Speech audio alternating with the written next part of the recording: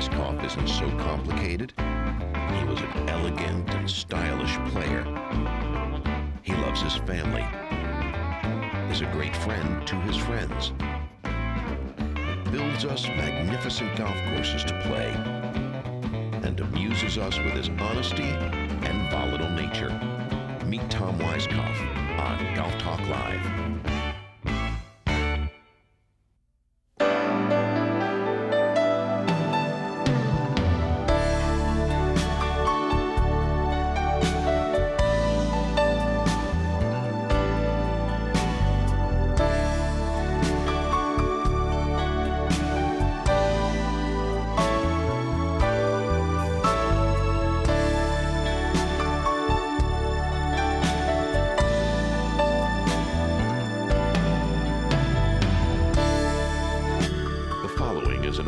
Presentation of Golf Talk Live.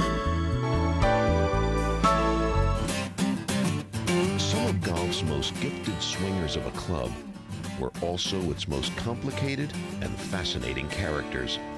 The consistency of their games depended more on controlling and learning to live with their combustible nature than any inherent problems in successfully striking accurate golf shots. Bobby Jones threw golf clubs and tantrums before the United States Golf Association sent him a letter saying, if you want to play in our events, you have to be a good boy.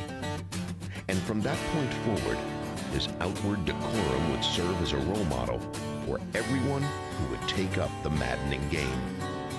Kai LaFoon would stutter when his anger became uncontrollable, and he was known to level trees with a 5-iron if things became a little touchy. Terrible Tommy Bolt was a brilliant club thrower who was smart enough to throw them in the direction he was walking, a secret he would share with young Arnold Palmer, who had been a world-class club launcher in his own right while in his teens. Perhaps the quintessential combination of classic swing and tempestuous nature belongs to Tom Weiskopf. It's been a majestic, lyrical, syrupy golf swing ever since Tom was a kid. He was born to play golf, and he was born to wrestle with an uncooperative disposition. Few actors have a range of expressions to equal the repertoire of Tom Weiskopf, and few players have possessed a more efficient, rhythmical swinging motion. Tom won 15 times on the PGA Tour, 5 times internationally, including the British Open in 1973 at what is now called Royal Troon. He won the U.S. Senior Open in 1995 over friend and nemesis Jack Nicklaus. But nothing was more fun for Weiskopf than being with his family, with his friends, with his hunting buddies. We used to watch for his name on leaderboards. Now we watch for his name when making a list of places we'd like to play. Where Tom Weiskopf leaves his mark as a golf course designer even more indelibly and consistently than he did as a player. He can play them, he can build them, and he'll tell you what he thinks in the same uncompromising way.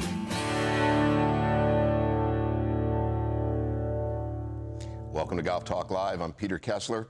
A great pleasure to introduce you to Tom Weiskopf.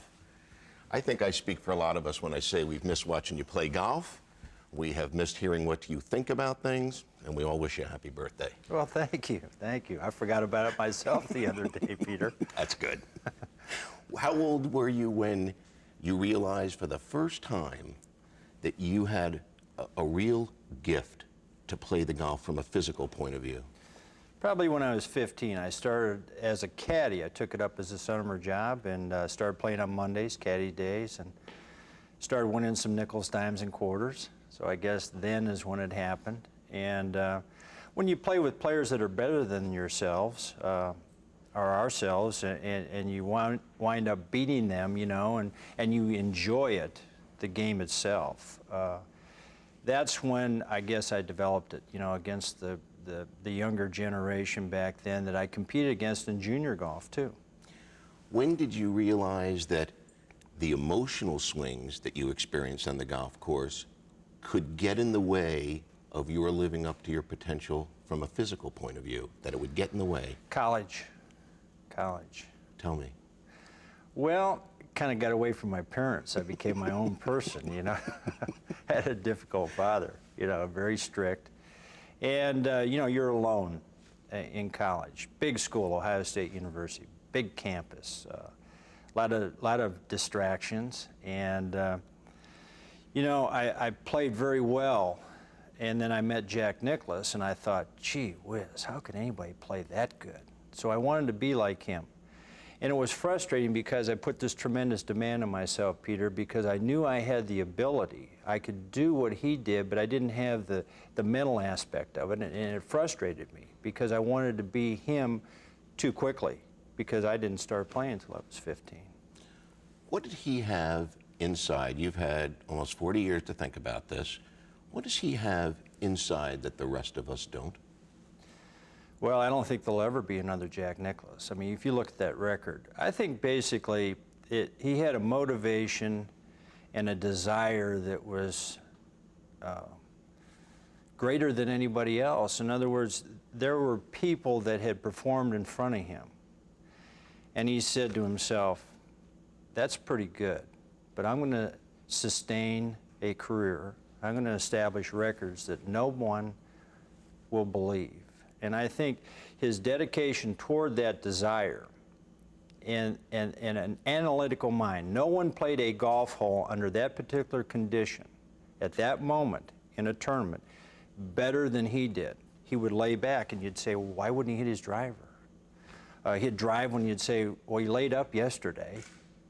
He just knew how to play the golf hole, the percentage, and he loved the challenge. It never upset him. It gave me one of the greatest, I think, confidences. I was struggling at one time, Peter, and he said, Tom, you can never control what anybody else does. You have to control yourself. Now, he was 22 when he told me that. Now, you were obviously on good behavior at home because Dad was tough. When he finally figured out that you were letting your emotions get the better of you on the golf course, what did he and your mom, and I know they were both wonderful players. They were. What did they try to do to get you to rein that in, to stay out of your own way? Well, you know, I think in a way they allowed me to do things that they shouldn't have because they wanted me to succeed at something that they had the opportunity maybe in doing, but at that time, you know, there wasn't a lot of opportunity. You know, they didn't come from a wealthy family. They didn't have somebody that could sponsor them. And I think they knew that I wanted to be this pro. When I went to college, I knew exactly what I wanted to do. I wasn't going to finish school. I was going to someday get out there, you know, and try to compete. And they just would shake their head and say, Tom, you know, until you learn how to control yourself, you're not going to be the winner that you could be. And gee whiz, I mean, they gave me everything. They gave me chances to compete at a junior level. They gave up their vacation money. They gave me their car my first year on tour. They gave me a lot of things, but I wish they would have been a little tougher on me. Who were your heroes growing up? Well, the first tournament I ever went to, I watched Sam Snead. First guy I ever saw hit a golf ball as a professional. 1956 at Inverness, the one that Nicklaus and Dick Mayer tied. And I just couldn't believe it. I mean, I think I was maybe 14 at that time. I'd have to mathematically work that out real quick. But I watched this swing, and it was so beautiful. It was so simplistic in a way. It was so natural. And then I went over to the practice tee, and I could turn my back, Peter, and just know when he hit the ball. He just hit it differently than anybody else. And I said, wow, you know, if I play this game, I want to play like that guy. And he was 45 at the time. That's even right. Though he stayed in his prime from 25 to almost 65. We'll take a very short break. Okay. We will be right back with Tom Weiskopf. Don't go away.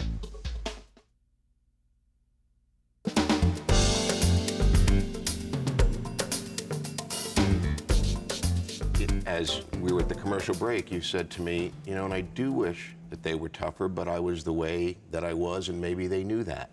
What do you take from your experience as a kid and use it to be the best parent that you can be? Well, I don't think you can force what you wanted to be or what was important to you, Peter, on your children. I think they have to make their own decisions. And you have to kind of lead them in a way, but I still think you have to be able to kind of kick them or prod them a little bit or hold them back or sit them down and say, you know, there's another direction here. And it doesn't have to be a professional golfer like me. It can be a lot of things, you know. The thing is that I don't think anybody should stand for mediocrity in whatever they do, but accept your shortcomings, because we all make mistakes, and don't be an embarrassment, especially to others or yourself, and learn from your mistakes. In the very early 70s, you were quoted as saying a number of times, you've now been on tour for several years, that you weren't obsessed with being the greatest player in the world, and that you weren't sure that you even wanted to be the best player in the world. If you weren't obsessed about it, and you weren't sure that that's what you wanted, what did you think you wanted? Oh, I knew exactly what I wanted. What? Every time that I went out to play, I wanted to play the game as perfectly as I possibly could. The score really didn't matter most of the time to me, in all honesty. I wanted to stand there, and if it required a left or right shot, that's what I was capable of playing, that's what I should hit, and let's do it. Now, doesn't that sound very Hogan-esque? I mean, when he wanted to not have putting be a part of golf, he wanted it to be about hitting fairways and greens, but is that necessarily about scoring? No, I don't think so. You know, at times I putted very well. I think that was one of my weaker points. You know, no one has a totally, you know, awesome, complete game for the most part. But I just wanted to play the game correctly. I wanted to continue to learn about it. I wanted to learn about shots that I was incapable of consistently playing. And I felt like if I could do that, if I shot 65, great. But I was just as happy if I shot 70 and I played the game correctly and only missed maybe 2 or 3 shots. Some guys would say, well, gee whiz, Tom, you know, you're only supposed to hit 2 or 3 good shots in a day. And I'd say to myself, wow, I didn't figure I was going to miss 2 or 3 shots in a day. You know, just, I guess that's just the way I approached it. And it got to me, put too much pressure on myself, you know, because I didn't enjoy the game at times. What'd you learn from the first terrible Tommy Bolt, about golf and about controlling anger? Well, I learned a tremendous amount from Tommy Bolt, and it certainly was not about, you know, anger or being temperamental or being this person that is supposed to be the villain in the black shirt, right? I saw a guy that technically was a technician, that fundamentally, you know, possessed one of the greatest swings that I've ever seen. A terrific shot maker, but a very compassionate person, surprisingly so, because you read about people like this and you see them, and then you're around them, around their home life, their friends, and you see a totally different person. You know, you see a guy that cared about other things than playing golf, you know, even though it was very important to Tom. Do you think he was a great actor? Oh, the best. Tell me about it. Well, I just think that I was playing a practice round one day with Hogan and Bolt at Colonial, and we're walking down the 5th hole. And very fortunately, I played 5 times in competition with Ben Hogan by the luck of the draw. And I said, Ben, other than yourself, I thought that was a nice way to lead into it, you know, who are some of the best players you've ever seen? And he said, Arnold, Jack, Byron, Demerit. And he mentioned a few others. But he said, you see that guy walking down over there? And I looked, and it was Tommy. And he said, if we could just screwed another head on his shoulders, he'd been the greatest player of all time. Did you ever see anybody with more physical talent than you? Oh, yeah. These guys that play this game today, Peter, I can't compliment them enough. First of all, what I like about it, the game has gone to a different level because they're so technically good at what they do very early on, and the swing has gone back to the Snead and the Hogan swing. Curtis Strange and Nick Faldo brought this swing that we see today back into the game. What goes comes, and those are those are the two best players I've ever seen play the game of golf, right? Now, in the era that I played in, Nicklaus had the big influence. It was the reverse C, and you sagged with the shot. It might have been a little bit with the equipment and the ball that we played. I picked up on that. I felt like, gee whiz, this guy's beating our brains out. That must be right. So you emulate in this game, And then Watson came along and Johnny Miller, and everybody kind of sagged a little bit. We laid back behind the ball, and we hit the ball way up in the air, very high. And the swing that I see today, and these players, these young guys that play this game, are just so good at swinging the club. I've never seen a generation that I consider really technically excellent. And I have a pretty good eye for a golf swing. That many players that swing the club correctly, time and time again, under pressure, and are very versatile in the way that they play the game. Now, it's a different game, though, that we played than they play today than what we played for various reasons. But, Jesus, Steve Elkington, how does it get any better than that swing?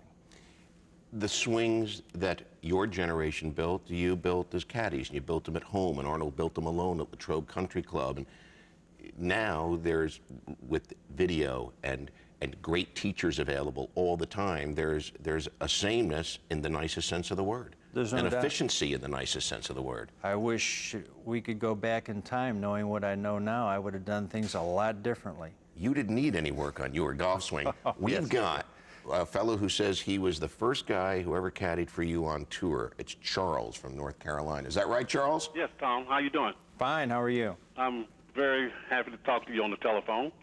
But I caddied for you in Greensboro when you first came on the tour. You and Duff Lawrence when you qualified. Uh-huh. And you got a spot to play in the GGO. Do you remember that? I sure do, and that was a very good tournament for me. It was involved in 2 playoffs, and fortunately one time I was fortunate to win. Well, I was very proud of you because I didn't caddy for you in the tournament, but I caddied for you during the qualifying. Boy, And those were tough. And that was really when golf was really tough. When you had to qualify on Monday morning. But anyway, I just want to say I'm very proud of you as a person. I think you've done a lot for golf, and you got one of the most beautiful swings I've ever seen. Thank you, Charles. And also, I would like to say that people didn't give you credit, but I always thought you was the longest golf hitter in golf. Not like these guys today. Charles, thank you so much for calling. Okay. We're going to take a very short break, and when we come back, we'll talk a little bit more about Tom's dad, and we'll talk about the incredible year that he had in 1973. Don't go away.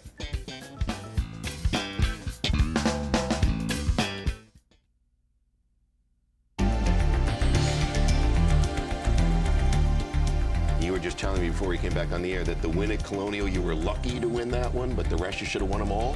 Well, I really was. Bruce Crampton, unfortunately, had trouble with the 18th hole historically, and he was playing the last hole. I was in the clubhouse. He duck hooked it, made 6 to allow me to win. But I could have won Atlanta.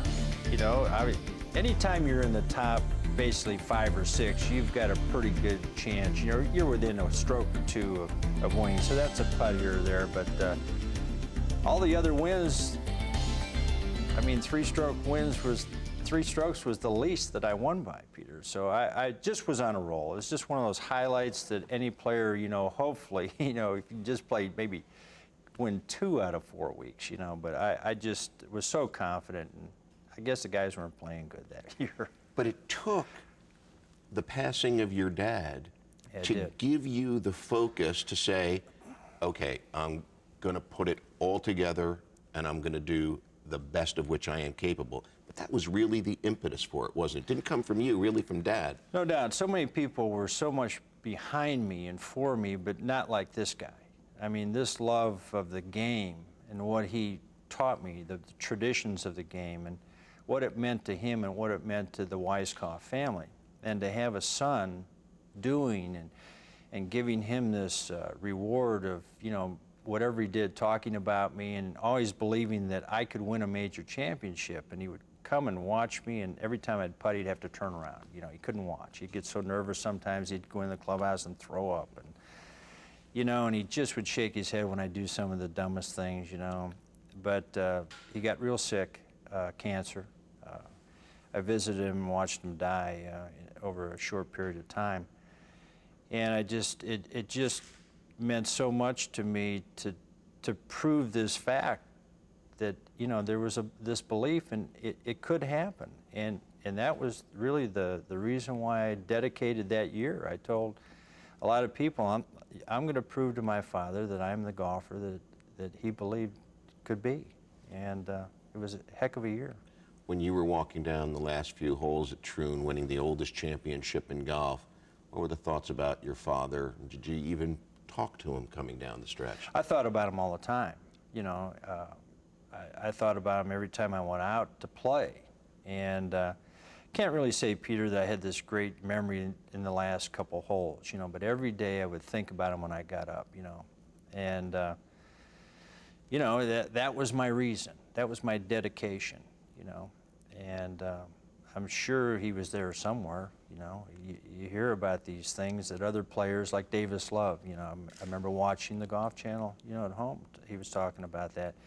And, you know, there's just so many things that come back to you, these flashbacks, you know, when you played with him. And he was the guy that I had to beat. I mean, this guy was a +4 handicap. I mean, I never beat him until I was 19 years old. You know, he used to just frustrate the heck out of me. You know, that's how good he could play. So what he gave me, this game that has given me everything, and it meant so much to him, gave him so much, you know, passion and something to look forward to on a weekend after you worked real hard, you know. And then to have lost it all when he was going to retire, he just retired, and all he wanted to do was to fish, hunt, and play golf. And he never had that chance. In 1929, Bobby Jones wins the U.S. Open at Winged Foot by making a 12-foot putt on the last hole for par to get into a playoff, which he would win the 36-hole playoff by 23 shots the next day. Years later, when he went back to Winged Foot to commemorate that event, Sarazen was there, Tommy Armour was there, and they had Tommy Armour try the putt that Jones had made, and he missed it, and Sarazen tried it and missed it. And they said to Jones, would you like to try it? And he said, I already made it. And I'm thinking that that applies to you in 1973 a little bit, that at the end of the year on some level that you said, I've already done it. Is that true? No, very true. It's like I experienced the ride. It was enough for me. It's tough when you're playing that well and you get that kind of this microscope all the time. People are at you all the time. They want to be part of you. You know, they want to be around you. They want to throw money at you, whatever it is. You know what I mean? And I just said, well, that's good, but that really isn't what I really play the game for. Yes, it was a great year, and I had a terrible year in '74, and I came back in '75, had a very good year again, but it's kind of like, you know, when it's time, when it's over. In '82, when I won the Western Open, I walked off the green, I said to Jean, my wife, and a friend, Ron Reamer, good friend of mine, I said, that's it, I'm not playing anymore. I'll finish out the year, and that's it, and I quit. I had enough, because I couldn't play any better than I did. That was the best I ever hit the ball. And I don't know, you know, it just has always been me. I could elevate my game when I wanted to, but sometimes, you know, it wasn't the most important thing, winning. When we come back, we'll talk a little bit about the 75 Masters and some other fun things. Don't go away as we leave you. Let's take a look at some of the other things that Tom accomplished in that incredible year of 1973.